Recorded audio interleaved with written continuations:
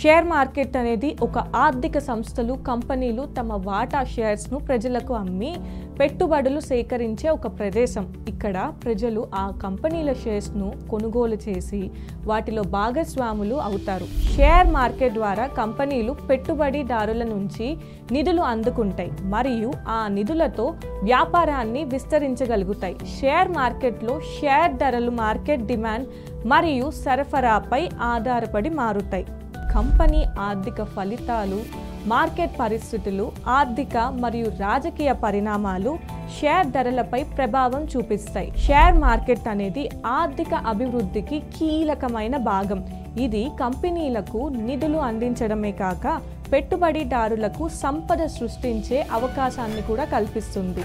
కానీ షేర్ మార్కెట్లో పెట్టుబడులు ఆలోచించి సరైన సమాచారంతో చేయడం చాలా ముఖ్యం. జాగ్రత్తగా పరిశోధన చేసి మంచి నిపుణుల సలహాలు తీసుకొని మాత్రమే ఇక్కడ పెట్టుబడి చేయాలి.